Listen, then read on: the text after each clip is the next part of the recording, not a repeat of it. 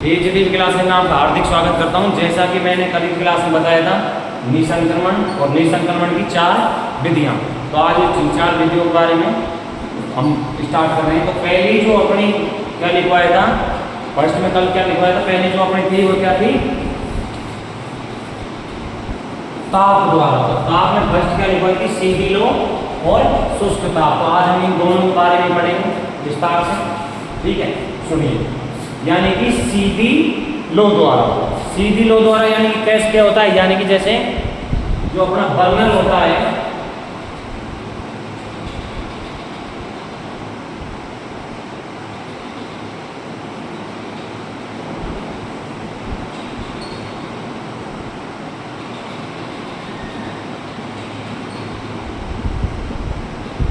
ये अपना क्या है, बर्नर।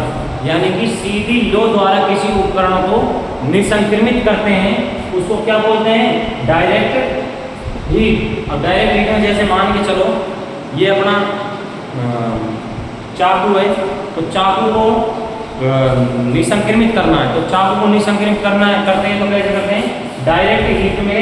कौन सी विधि है ये, डायरेक्ट हीट, यानी कि सीधी लो द्वारा।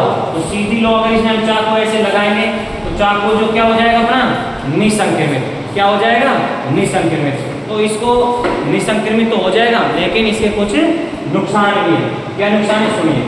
जो अपने धारदार जो उपकरण होते हैं, जैसे चाकू और ब्लेड वगैरह, इनको डायरेक्ट अगर आग के संपर्क में लाने से क्या हो जाता है, उनकी जो धार है वो क्या हो जाती है, नष्ट हो जाती है। क्या नष्ट हो जाती है, उनकी धार। और धार नष्ट हो जाने पर क्या है, कोई काम का नहीं रहेगा।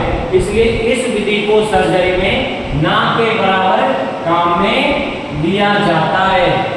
कौन सी को, सीधी लो को। इस विधि को सर्जरी में ना के बराबर काम में लिया जाता है। इसकी जो अपनी परिभाषा है वो तो मैंने लिखवा दी है, लेकिन फिर भी उसको क्या कैसे लिखते हैं, इसमें लिखते हैं, इसमें उपकरण सीधे डायरेक्ट लौ के संपर्क में आता है। उपकरण जो डायरेक्ट अपने किस में आता है, लौ के संपर्क में आता है, और लौ के संपर्क में आने पर उसकी क्या, जीवाणु, फफूंदी, फंगस और अपना विषाणु, ये जो क्या है, ये मर जाते हैं। किससे मर जाते हैं, डायरेक्ट आग के संपर्क में आने से। कौन मर जाएंगे, जीवाणु, विषाणु और फफूंदी आग के संपर्क में आने से क्या हो जाएंगे, मर जाएंगे।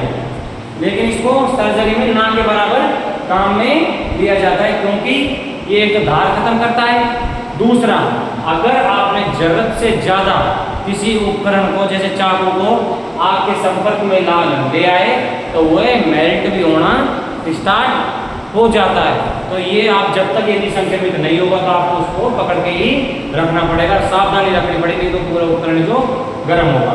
तो इस विधि को तो क्या लिया जाता है, ना के बराबर काम में लिया जाता है, ना के बराबर। दूसरा अपना क्या है, दूसरा है अपना हीट का जो दूसरा सिद्धांत वो क्या है, शुष्क ताप। शुष्क ताप कैसी होती है, हॉट एयर ओवन। अब ये नाम में ही आ रहा है, देखो, हॉट यानी गर्म, एयर यानी हवा, और ओवन जो अपना होता है, ठीक है। ये क्या है, यानी कि गर्म हवा का उपकरण, जिसमें गर्म हवा होती है एक सीमित समय पर। सीमित समय पर कैसे, जैसे मान के चलो 120 सेंटीग्रेड पर कितने घंटे के लिए, 8 घंटे के लिए। कितने घंटे के लिए, 8 घंटे के लिए। अब देखिए, सबसे पहले तो कैसा होता है, ये उपकरण एक छोटी अलमारी की आकृति का होता है। ये उपकरण एक अपनी छोटी अलमारी की आकृति का होता है। कैसा होता है, अपनी छोटी अलमारी की आकृति का। इसमें क्या होता है, ये बॉक्स होता है, यहाँ इसके जो रेगुलेटर होते हैं ताप को और समय को निसंक्रमित करने के लिए, ठीक है। तो ये कैसे होता है, हॉट एयर ओवन एक छोटी अलमारी की आकृति का होता है।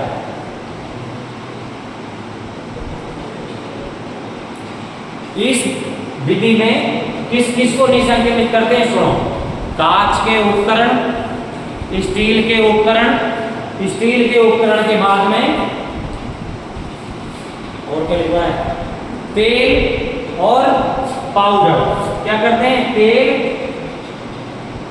और पाउडर, इसको निसंक्रमित करते हैं। इसमें तेल और पाउडर को निसंक्रमित करते हैं इस उपकरण में। किसको? तेल, पाउडर और कांच के जो होते हैं, जैसे कांच का अपना क्या हो गया? बीकर, टेस्ट ट्यूब और ये अनेक चीजें हैं, जैसे स्टील के, ये सभी को किस में करते हैं? इस हॉट एयर ओवन में। अब इसकी एक छोटी सी सारणी है, वो मैं आपको बना के बता रहा हूं।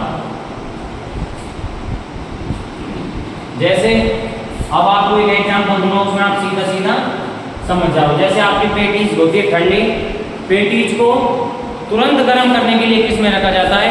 हॉट एयर ओवन में। ओवन में रखेंगे तो पेटीज क्या हो जाएगी? अपनी बिल्कुल गर्म हो जाएगी। इसी सिद्धांत पे क्या कार्य? ये भी हॉट एयर ओवन भी इसी सिद्धांत पर कार्य करता है। वो हम किस में लेते हैं? सर्जरी में। उसको काम कहाँ लेते हैं? सर्जरी में काम में लेते हैं।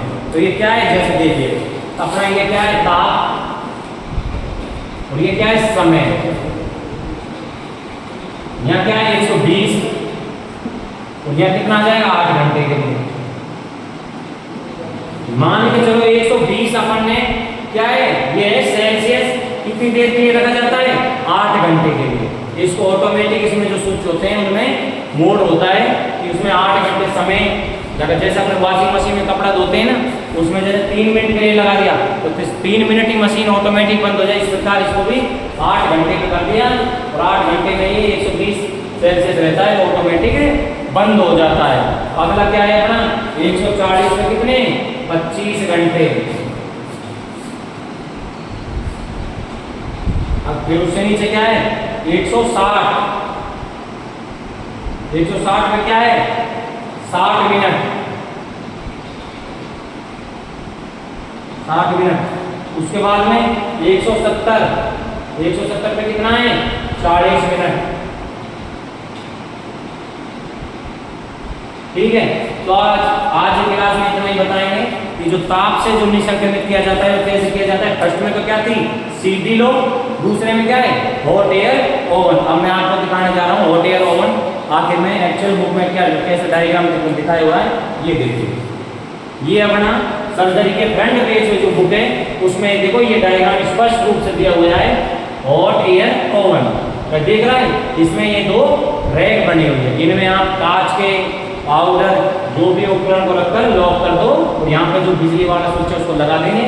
यहाँ पर टाइम सेट करने की जो पूरे जो बटन है वो स्विच आपको मिलते हैं इसमें। इस प्रकार जो अपना स्टेलाइज होता है ताप द्वारा, तो ताप में कौन कौन सी 2 विधि काम में लेते हैं? सीधी लो और हॉट एयर ओवन। आज की क्लास है समाप्त होती है, अगली क्लास उसमें बताएंगे। धन्यवाद। कितनी देर बनेगी? सुना